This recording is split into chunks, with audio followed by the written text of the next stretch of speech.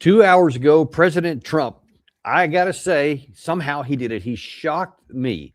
He shocked the world. Maybe it shouldn't have. I can't say, but you see on your screen right there, President Trump has now demanded unconditional surrender for Iran. He writes in his Truth Social, there will be no deal with Iran except unconditional surrender. After that, and the selection of a great and acceptable leader, or S, we and many of our wonderful and very brave allies and partners will work tirelessly to bring Iran back from the brink of destruction, making it economically bigger, better, and stronger than ever before. Iran will have a great future. Make Iran great again. MIGA, thank you for your attention to this matter in the weird way he ends a lot of these. What in the literal hell are you talking? Unconditional surrender? I mean, listen, I've been telling you already, even from the outset, from the first day of this war, when President Trump made that initial statement about what his objectives were, when the Secretary of War went out and confirmed a lot of this, that basically it's the destruction of their long-range missiles, the destruction of their Navy, the destruction of the IRGC leadership, the destruction of their nuke facilities, and their destruction of their air capacity and their air defense capacity. I've told you, those are enormously difficult tasks to make militarily requirement. If regime change is your objective, and it clearly is, and so many senior administration officials have said it, that is going to be extremely difficult in a country that's 4 times bigger than Iraq and that has 90 million people and has all kinds of very difficult terrain, because you can bomb the place to the Stone Age. Again, don't lose sight of the fact of what happened in the region with Hamas, the smallest of all of these so-called axis of resistance. Inside the small, tiny little confines of the Gaza Strip, 2.5 years of unrelenting war by the Israeli Defense Forces has been unable to bring them to their knees. And to this day, they're still trying to negotiate a surrender of their arms because the Hamas side has viability. They are still alive. They are still an actual entity.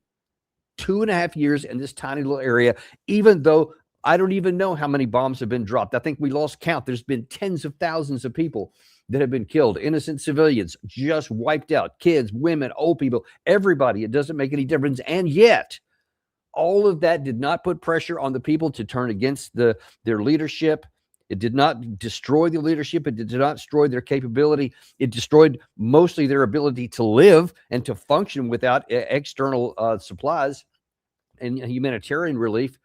But it still did not compel them to the political outcome Israel sought, which was the defeat of Hamas and the destruction of Hamas, which was actually set by the Israeli leaders. So I told you already that in a country of 90 million that's as big as Iran is, that was going to be an expansive set. And now Trump has inordinately expanded that difficulty by calling for unconditional surrender. And look, unconditional surrender, it's the USS Missouri. I mean, he's looking for his USS Missouri. So I don't know, maybe they're going to pull that thing out of mothballs and roll it in there and think there's going to be a new signature on the deck, and just like there was with Japan in 1945. I don't know what he's thinking. But listen, we don't have an army. And you can see from the air just destroying all kinds of bombs, all kinds of buildings, all kinds of facilities, all kinds of military capability. That alone is not going to bring the people to their knees. I mean, you see it. Neither the Hamas I just mentioned, Hezbollah in southern Lebanon, still getting incredibly pummeled. And then Israel is talking even now to having another incursion into southern Lebanon. They've had several over the years. They've already had, they were in there just last year already, and they kind of pulled back and sort of had a semi-ceasefire. Obviously, it was never a full one. And now they're talking about going in and literally clearing off the decks and destroying a lot of the cities and just moving everybody back because the threat still is there. No matter how many tons of ordnance they have dropped on these people, they have not surrendered. The Houthis have kind of gone to ground. They've been kind of quiet, and that surprised a lot of people, to include me, that they've done literally nothing since this war has launched off here, which shows that they were severely harmed, much worse than I think a lot of people thought. But even they are still they're still viable. They have not surrendered. They have not ceased being an entity, a political entity. They still have military capacity. And now then you want to say, I want the huge country of Iran, bears repeating, that is 4 times geographically larger than the country of Iraq, and you want to bring that to unconditional surrender a la Japan without an army. I mean, let's even look at the actual one. Let's look at the unconditional surrender of Japan itself. That was only because we had this massive army, Air Force and Navy, that was pummeling them and moving closer and closer. And then, even then, the reason why we used a nuclear weapon in 1945 is because even with the incredible amounts of bombs that we were dropping and just burning Japanese cities to the ground, they would not surrender. They would not give up. So if none of the people in the region I just mentioned have given up, no matter how many tons of bombs have been dropped on them and how many of them have been killed, and now here is the biggest one of them all, and you think you're going to get unconditional surrender with no army, with no ability to go in on the ground? I just truly don't understand what in God's name is got to be in his mind. I don't know if he's not talking to his military, if he's just, I don't know, he was sitting in his bedroom this morning at 8 o'clock and just says, you know what would be cool? I want my own Missouri moment, and just fired it off. I don't know. The tweet was the Truth Social was subsequently reposted on X by the White House. So it doesn't seem like it was a mistake. It seems like it's a coordinated communications capability. So I'm just not sure what we're looking for. And, look, there has been so much damage done, and there has been some statements by the Department of War, by the chairman of the Joint Chiefs of Staff, the commander of Central Command. They continue going out the Israeli side. They have released information this morning from some of their officials talking about this profound amount of damage and destruction. All kinds of videos have come out just showing ship after ship from the Iranian Navy that's been blown up. And of course, missile launchers, all kinds of capabilities have been taken away. Now, as of today, though, the Iranian side continues to have missile capabilities. Now, there have been at least one video we've shown that shows that our side has been able to take out one of the underground bunkers in a pretty spectacular way. But you see that's burning in there. That's the ship that was struck by a drone in the Strait of Hormuz, which is keeping that waterway closed. And Gary, if we have that price of oil, if we can toss it up, this is from earlier this morning. So this is about 8 a.m., I think, if you can put that up there. $88 a gallon. I'm sorry, $88 a barrel. And you see that it was $67 the day before the war broke out. So that's spiking up. That stuff in the Gulf is not going to help. So this puts an impetus for urgency on the White House. And they're saying, man, we've got to get this thing under control. So I don't know. Maybe that's what President Trump is doing, because he said, a couple of days ago, this could go 5 or 6 weeks. Well, obviously, that's incredibly optimistic when you don't have an army on the ground. And now then, let's be clear. I just told you that expansive list that they mentioned on the outset of the war about how difficult that was to achieve. Now then, though, to get unconditional surrender, be clear on this. You have now added to everything I just said the defeat of the military. That means their army, the IRGC, the Basij, all the police, all of it. You now have to defeat their army, and you have to have the either destruction or the capitulation of their political leadership, i.e. regime change. And why does anyone think that you're going to get a regime change at any time that's near? It just is unbelievable. You've just made it enormously more difficult than it already was, and it was nearly impossible to get before. So there had been some talk, well, maybe we can get a negotiated settlement. Maybe there'll be enough pain that the Iranian side will say, all right, you know what, Uncle, we'll have this negotiations and we'll end it. If that was a hope, and at least it was a theoretical hope, now he's taken that off the table. So now then the only path left to Iran is to keep fighting for its physical survival. So if there was some question about whether the Iranian people would band together and whether they would rally around the flag, you've now made it so that the political leadership, there's no alternative but to continue fighting. And they will now never surrender. And if you don't have an army, what are you going to do? What are you going to do if it's, let's say, a month from now, and we continue to have these profound amounts of ordnance that we drop? And we just start destroying the city of Tehran and presumably some of the other cities. What are you going to do then? Look, let me just show you again the scale of what we're talking about here. Here's Tehran, here's right in the middle. So that's your kind of your political objective here. And if you zoom in, you can see that, it's a city of, I'm not sure what the population is. It's some number of millions, I would imagine. It's quite large. But you see the terrain all around it. It's covered with mountains, especially up in the mount beyond it. All kinds of terrain up here. That's very difficult. So are you going to go in on the ground? You realize that any kind of situation like the Taliban, I have personal experience of what it's like trying to fight somebody in this terrain, because it's nearly the same as a lot of the mountainous areas, especially in the Kunar province in between Pakistan and Afghanistan. I went on many patrols in that area, foot patrols, vehicle patrols. It is incredibly difficult to move through there. And it was impossible for us at the height of our offensive, when we were in the country, 140,000 U.S. and NATO troops during that surge when I was in there in 2010, 2011. And there were whole sections, whole categories of the country of Afghanistan, which is considerably smaller than Iran. And we didn't even have influence over it, much less control over it. That's what we didn't have then.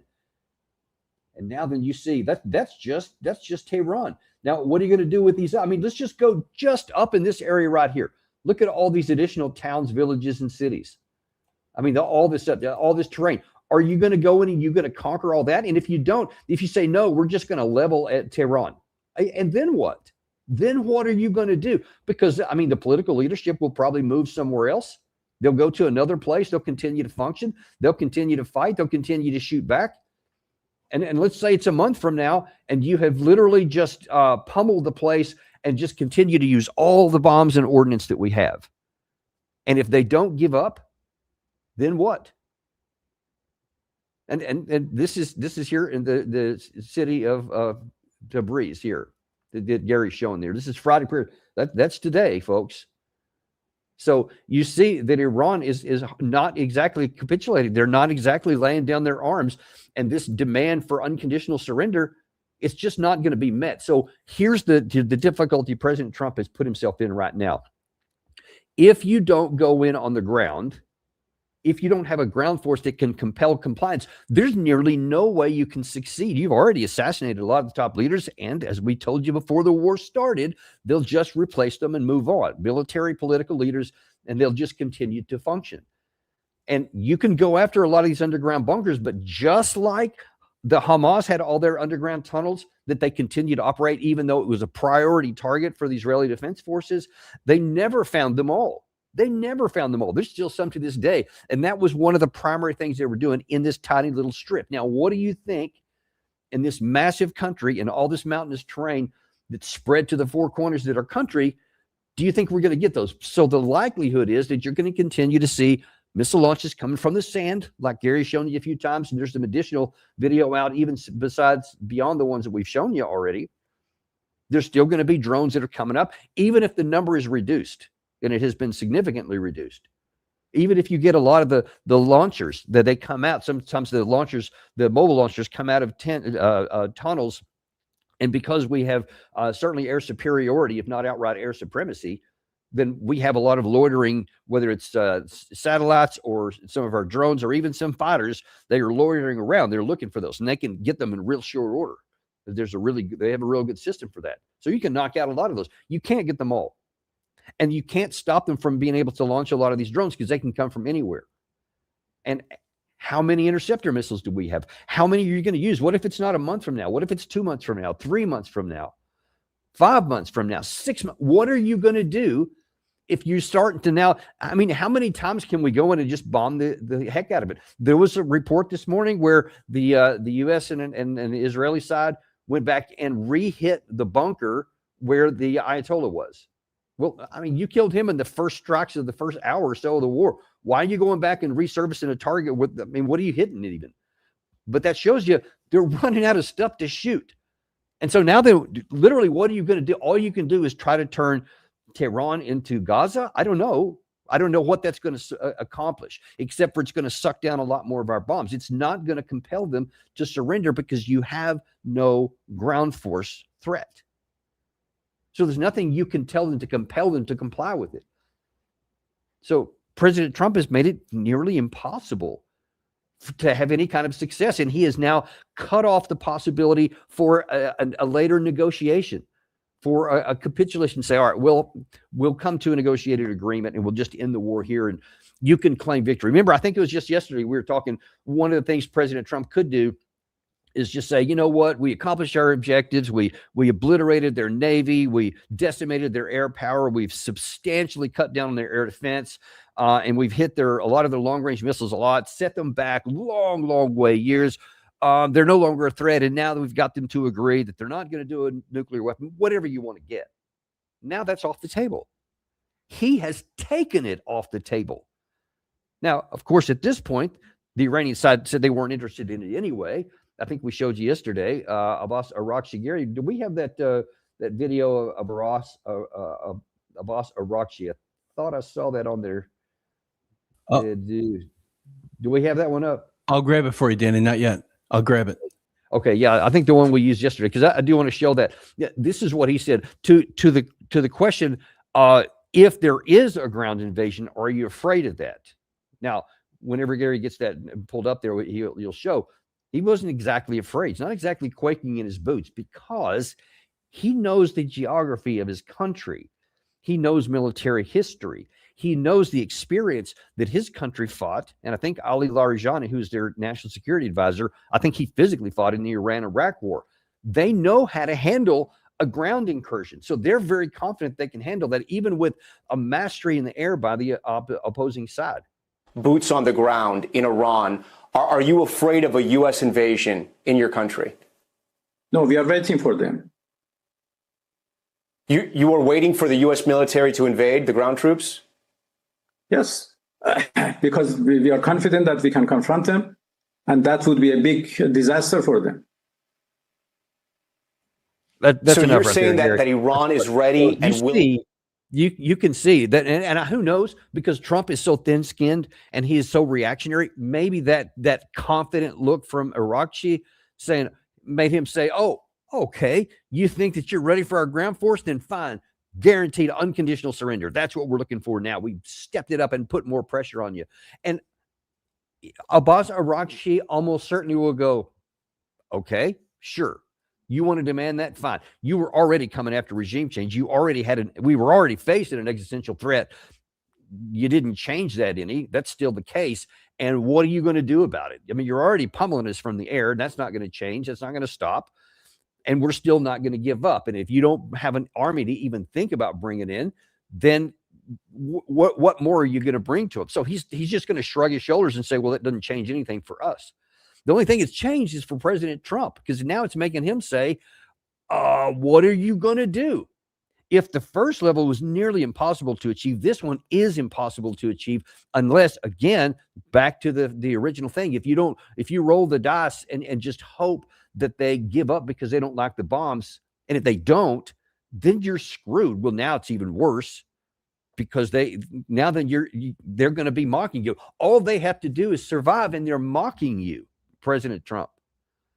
And they're saying, yeah, all this great combat power you have, you're just going to continue to hit us. We are not going to surrender. And eventually, folks, listen to me, the public opinion in the globe, and at some point, it could even be in the Western media, they're going to say, man, all you're doing is striking people and just decimating the country and just pummeling, and they're not giving up. I mean, at some point, it just becomes egregious. That's like, okay, now all you're doing is just war porn. You just want to destroy buildings, and there's not even a military objective, because you're going to run out of military targets pretty soon. That has certainly happened in the past. Doug McGregor has talked about how that happened in the Kosovo campaign in the 1990s, how we serviced all the military targets, and then they didn't give up. And it took, I think it was like 75, 80 days, something like that, before they finally had a change of a political decision. And they ended up doing what we were asking for there. It's one of the few times where bombing by itself actually worked, by the way. Very few times. And even that was, well, anyway, there was some successful. So if people want to point to something, that's one thing. It took like something like 80 days. And at that point, all we're doing is just servicing targets just because we have to do something. That same thing is going to happen here. Iran's huge, so there will be no shortage of something to shoot at, but towards what objective? And look, there's one other thing we got to talk about here, and it is this one. I just the interview I'm about to show you from Mike Johnson, the Speaker of the House. This happened yesterday, and I just saw it this morning though, and I just couldn't believe what I'm hearing. I mean, I think yesterday on our show, we had another soundbite from Mike Johnson. We said it was the 1984 award, the first ever one that we gave because of how detached from reality it was. Well, this one is a little bit worse because this came after the failure of the War Powers Resolution. So as a background here, we've been saying that, this violates the Constitution and the 1973 War Powers Act because there was no congressional authorization or declaration of war, and this is, by every definition, a war. And yet, you had him say that it wasn't, and that's what they were talking about. Well, this one is he is actually bragging on the fact that we have voted this down. But listen to his justification after that. Well, we just had an important series of votes on the House floor. As you know, the War Powers Resolution failed. That is the right result. We are not at war. We have no intention of being at war. The President and the Department of Defense have made this very clear. The Department of War has made it very clear. This is a limited operation. It's an operation that's limited in its scope and duration. It has a very clear mission, and that mission is nearly accomplished by all estimates. We are taking down Iran's ballistic missile capability, its stockpile, and its ability to produce more.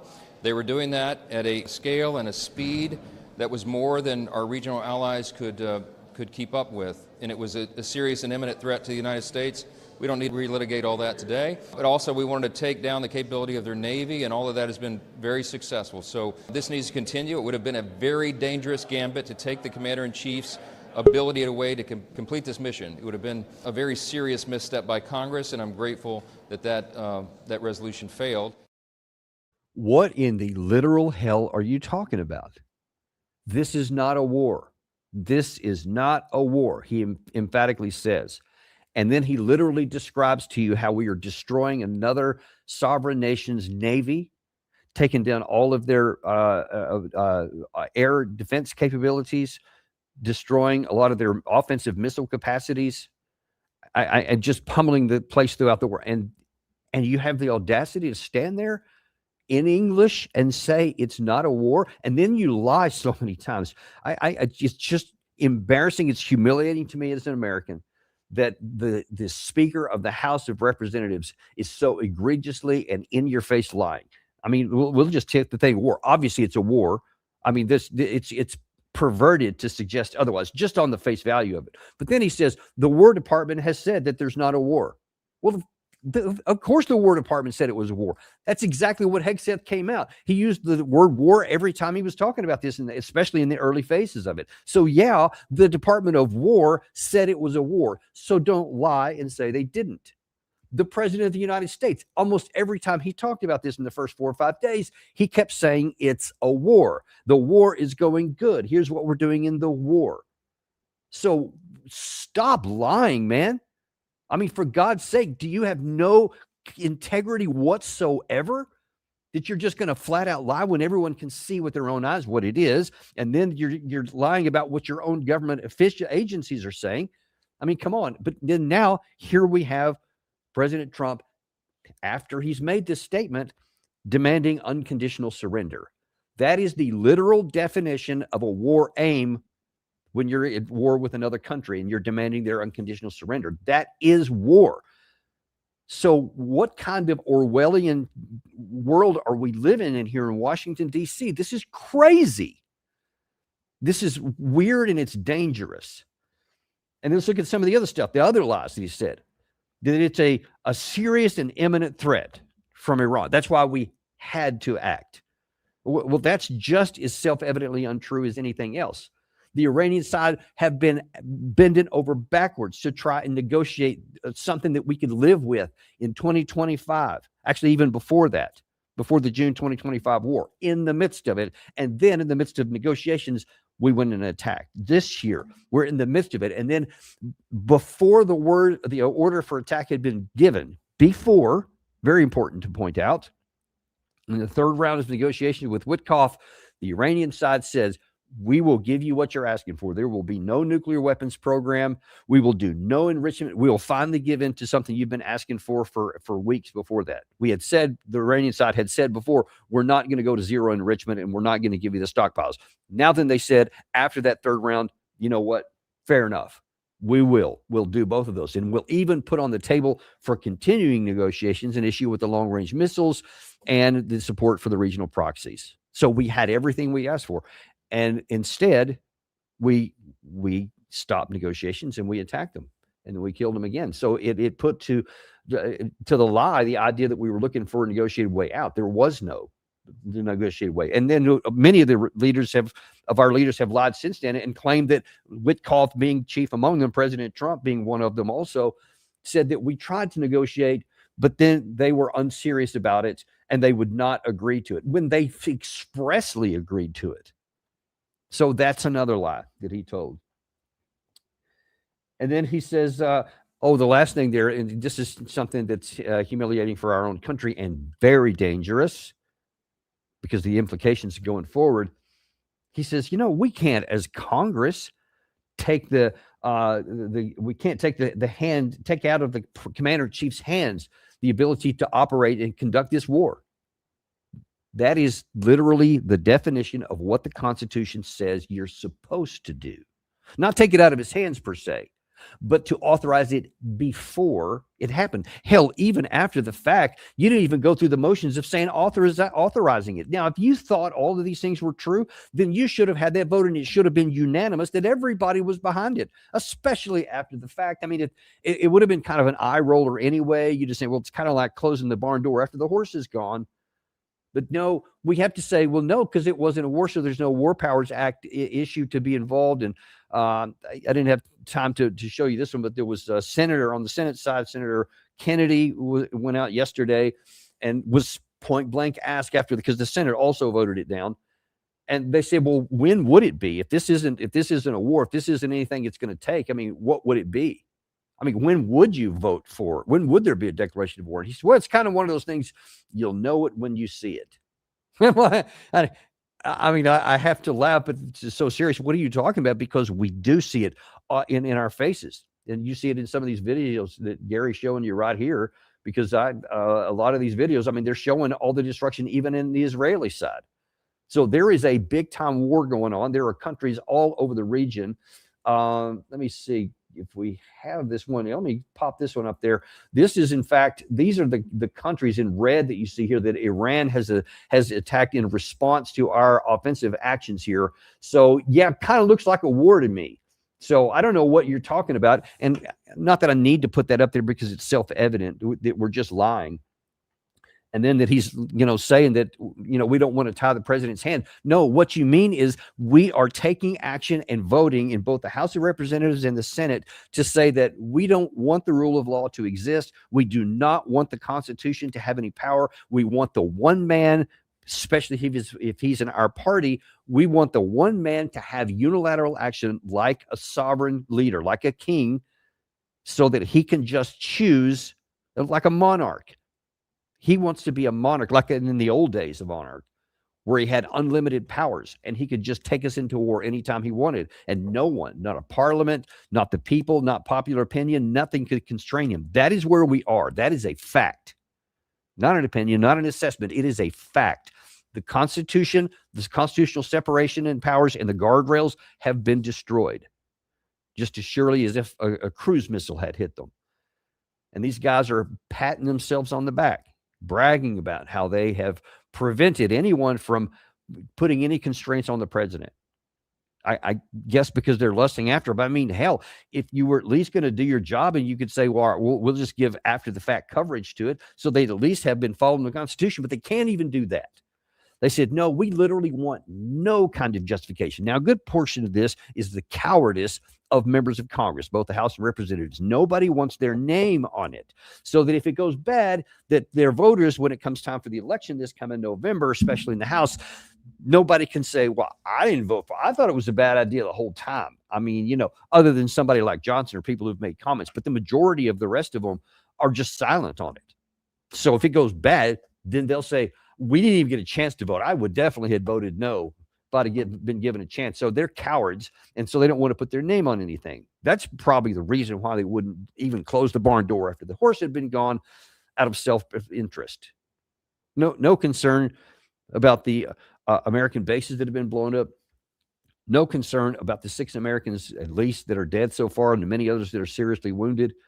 The destruction of many of our facilities in the region, the deaths of others in some of our allies in the region who have been hit, all these other countries, the people who've been killed in Israel, and obviously I think yesterday I saw the numbers 1,200 some odd had been killed in Iran so far. I don't know what the number is today. I hadn't seen any of the updates in there. But they don't care about any of that stuff. I guess they just care about power, and they care about saying, yes, sir, Mr. Trump, whatever you say, that's what we want to do. 2 thumbs up. This is going ahead. So this will not end well. There is no path to a successful outcome here. And as long as the people of Iran just maintain their solvency and their viability, we have no way to accomplish this expansive task. And that graph I showed you with the price of oil is almost certainly going to continue to go up, especially if you keep having tankers get burned up in the strait there.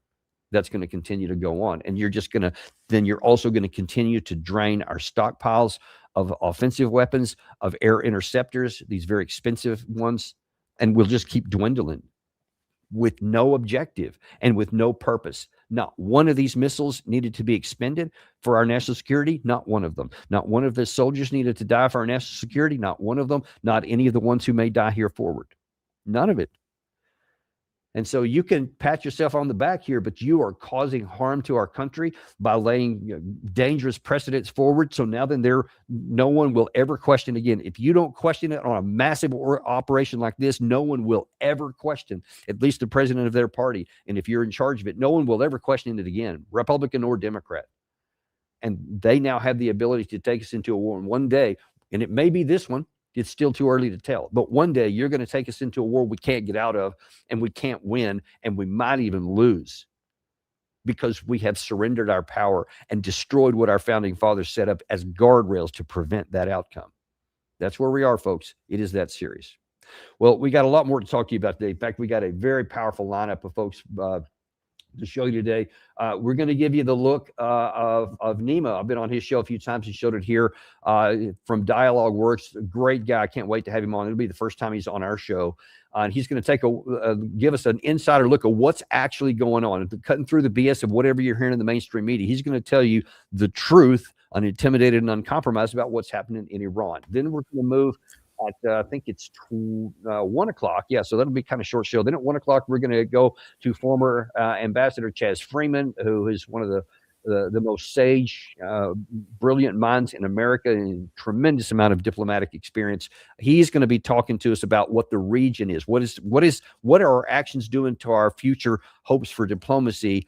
And what is it? What are our concerns, and what are the opportunities and our hopes there? And then last of all, we're going to have for the first time on our show, many of you have been asking for him for a long time. We're going to have Scott Ritter on, and that is going to be at 2 p.m. So 12:30, 1 o'clock, and 2 p.m. nearly back to back today. Scott's always got some very interesting things to say, and he's got a lot of experience too about wars that were based on deception and lies. I'm really excited to have him on the show today and hear what he has to say. See you then, folks, and we'll see you then on the Daniel Davis Deep Dive. You know, we don't have sponsors because we hate to hit you over the head with ads. I don't like them. So show a little love back. Subscribe, like, and send this to somebody you care about.